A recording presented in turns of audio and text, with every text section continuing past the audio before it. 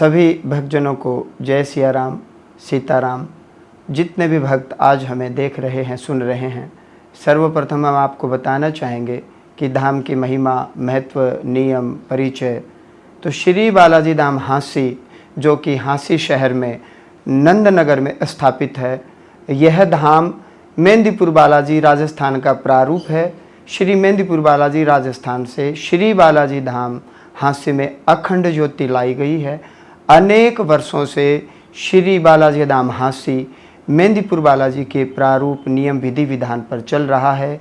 जो सत्ता, जो शक्ति, जो नियम, जो कृपा, जो भक्ति मेंदीपुर बालाजी में है, वही कृपा, वही शक्ति, उन्हीं के आदेश, दिशा और निर्देश से श्री बालाजी धाम हांसी नंदनगर में अनेक वर्षों से मेंदीपुर बालाजी की अखंड दिव्य ज्योति प्रज्वलित है। श्री मेंदीपुर हनुमान जी की कृपा से सेम टू सेम, ज्यों का त्यों, वही भक्ति, वही कृपा, वही अनुभव यहाँ भक्त महसूस करते हैं। श्री बालाजी धाम हांसी शहर में स्थापित है। हांसी शहर जिला हिसार हरियाणा में आता है। कोई भी भक्त किसी भी समय पूरे वर्ष 12 महीने धाम में आ सकता है। धाम में रहने की, रुकने की उचित व्यवस्था है, खाने पीने की उचित व्यवस्था है।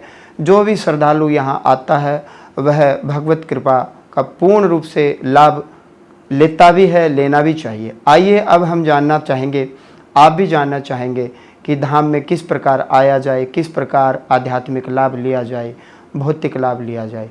तो जो भी श्रद्धालु इस धाम में आता है, सर्वप्रथम वह आकर के अपनी दरख्वास्त लगाए, तत्पश्चात अर्जी के माध्यम से अपनी बात श्री हनुमान जी महाराज को कहे।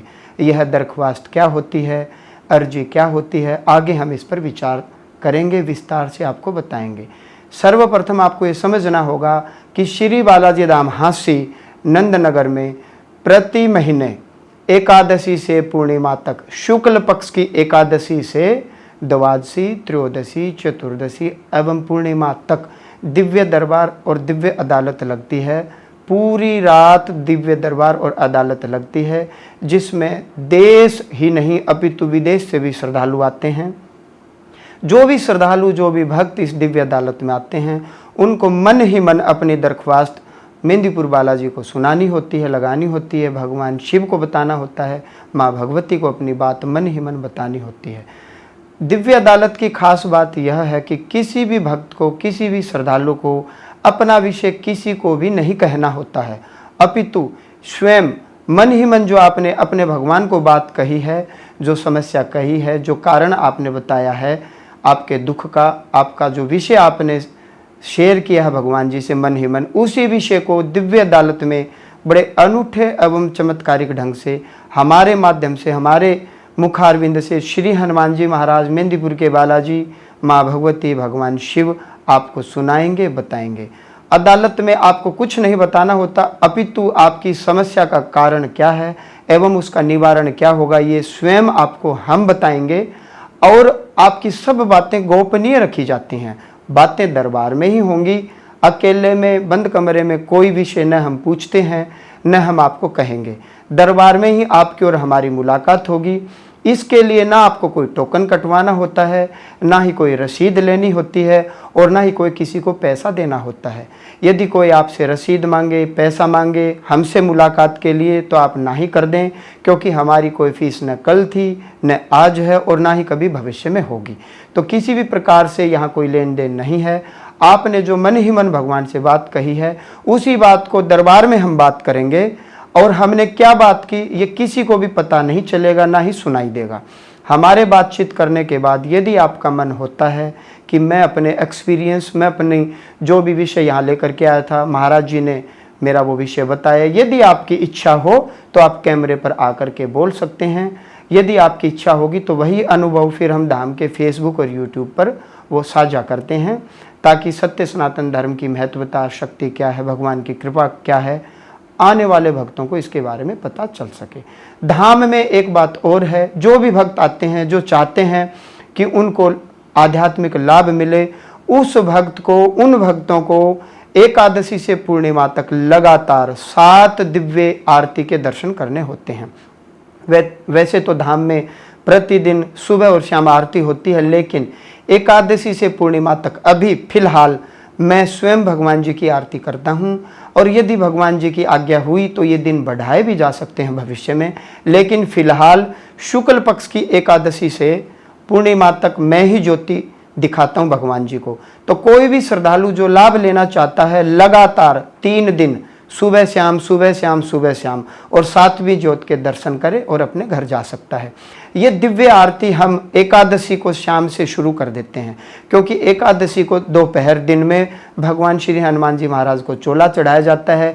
उसी दिन बहुत से श्रद्धालु धाम में आ जाते हैं और जब भगवान जी को जब चोला चढ़ाया जाता है उस समय वो भक्त यहाँ चुपचाप आसन में बैठ करके आध्यात्मिक लाभ प्राप्ति के लिए, भौतिक जगत से के जो संकट हैं उनसे छुटकारे के लिए मंत्र जप करते हैं। क्योंकि जब भगवान का श्रृंगार होता है, चोला चढ़ाया जाता है, उस समय जो भी भक्त जप करते हैं उस जप का अनंत गुना, करोड़ों गुना नहीं, अनंत गुना फल मिलता है। और चोला चढ़ाने के पश्चात शाम को एकादशी, शुक्ल एकादशी से आरती दिव्य ज्योत मैं दिखाना प्रारंभ कर देता हूँ। तो कोई भी भक्त एकादशी को शाम को आए या द्वादशी को आए या त्रयोदशी को आए, लेकिन संभव हो और वो चाहता कि यहाँ से लाभ ले, तो लगातार 7 दिव्य आरती, सुबह शाम सुबह शाम सुबह शाम, ये 6 आरती हो चुकी। और फिर प्रतिपदा पूर्णिमा से अगले दिन एकम तिथि को, प्रतिपदा तिथि को अंतिम आरती ज्योति के दर्शन में भगवान जी को दिखा करके मैं भी छुट्टी ले लेता हूँ। क्योंकि बाहर भी, देश में भी और देश से बाहर भी अनेक स्थानों पर दिव्य अदालत लगती है। जहाँ जहाँ देश में दिव्य दरबार लगते हैं उन दरबारों में भी ना किसी प्रकार की कोई फीस भक्तों से ली जाती है और ना कभी भविष्य में ली जाएगी। ना ही कहीं टोकन कटवाया जाता है, काटा जाता है, ना ही कोई रसीद काटी जाती है।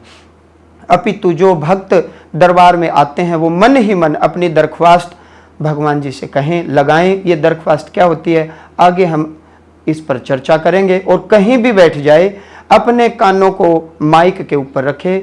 मैं नाम से, समस्या से या किसी भी प्रकार से, चिन्ह से, गांव से, जैसे भी भगवान जी की आज्ञा होगी आपको बुला लिया जाएगा। और बुलाने के पश्चात मैं स्वयं ही आपकी समस्या क्या है, कारण क्या है एवं निवारण क्या आपको बताऊंगा। और उसका निवारण बताने के पश्चात क्या पाठ पूजा आपको करनी चाहिए वो हम लिख करके देते हैं। बातें हमारी और आपकी क्या हुई है गोपनीय रखी जाती हैं, किसी को भी ये बातें नहीं बताई जाती हैं। 7 ज्योति लगातार जो देखता है, आरती जो देखता है, इस 7 आरतियों को मिला करके एक हाजिरी मानी जाती है। यदि हम किसी को 7 हाजिरी बताते हैं तो लगातार हर महीने हाजिरी लगानी चाहिए। अब कई व्यक्ति कहते हैं कि जी लगातार हम 7 हाजिरी न लगा सकें, किसी कारणवश यदि परिवार में, घर में कोई दिक्कत हो गई, समस्या हो गई, तो क्या हम बीच में किसी महीने न आए? ऐसा संभव है। यदि आप मनोकामना पूर्ति के लिए आते हैं, लगातार 7 हाजिरी मैंने बताई है, तो एक हाजिरी आपकी कब मानी जाएगी? आप लगातार 7 ज्योति के दर्शन करेंगे और फिर अपने घर जाएंगे, तो ये एक हाजिरी मानी गई है। अगले महीने पुनः आएंगे, 7 ज्योति के दर्शन करेंगे, तो वो दूसरी हाजिरी मानी गई है। यदि किसी कारणवश घर में कोई सूतक पातक हो जाए, कोई समस्या हो जाए और मनोकामना पूर्ति के लिए आप धाम में हाजिरी लगाने आते हो और किसी कारणवश उस महीने नहीं आ सकते समस्या के कारण, तो भगवान सर्वव्यापक हैं, सर्वज्ञ हैं, वो सब जानते हैं। आप मन ही मन दरख्वास्त अपने घर में लगा दें और प्रभु को कहें कि इस महीने हम हाजिरी नहीं लगा पाएंगे। लेकिन यदि संकट पेशी के रूप में, नेगेटिव एनर्जी आपको पेशी के रूप में शरीर पर आती है, तो ऐसा व्यक्ति कुछ भी करे उसको आना ही पड़ेगा, क्योंकि संकट इस बात को नहीं समझेगा। संकट को अवसर मिल जाएगा, मौका मिल जाएगा, तो वो कोई भी अप्रिय घटना, अनहोनी घटना घर में घट सकती है। अतः जो व्यक्ति कहते कि मेरे घर में सूतक पातक हो गया, लेकिन सूतक पातक कब तक नहीं हटता? जब तक किसी के शरीर को प्रेत आत्मा ने, दिवंगत आत्मा ने, नेगेटिव एनर्जी ने पकड़ रखा है, तो जब तक वह शरीर से नहीं निकलेगी तो उसके शरीर पर, उसके घर में तो वैसे ही सूतक पातक है। तो जो भी संकटधारी 7 हाजिरी या 11 हाजिरी या 5 हाजिरी जिनको ऐसे आदेश हुए हैं दरबार में, तो वो लगातार हर महीने आना ही पड़ेगा, चाहे घर में कोई मरे, चाहे कोई अनहोनी घटना घटे, क्योंकि संकट इस बात को नहीं समझेंगे। अतः यहाँ से 2 बातें समझ में आती है। यदि मनोकामना पूर्ति के लिए धाम में हाजिरी लगाने आते हो हर महीने, यदि कोई विषय हो गया तो आप घर में ही दरख्वास्त लगाएं और उस महीने न आएं, महाराज जी से मन ही मन परमिशन लें अपने ही घर में। दूसरा विषय, यदि संकट शरीर पर आता है, पेशी के रूप में आता है, नेगेटिव एनर्जी आती है शरीर पर, तो ऐसे व्यक्ति की जो हाजिरी एक बार शुरू हो गई तो चाहे कुछ भी हो आना ही पड़ेगा, आना ही चाहिए। कोई भी बात हो, कोई भी विषय हो, इसमें छुट्टी दरबार से नहीं दी जाएगी। आगे आपकी मर्जी, आपकी सोच। आशा करते हैं आपको धाम के नियम के बारे में पता चल चुका है। आगे हम अगले टॉपिक पर दरख्वास्त क्या है, अर्जी क्या है, ये अगले चैप्टर में हम इस पर चर्चा करेंगे। जय श्री राम।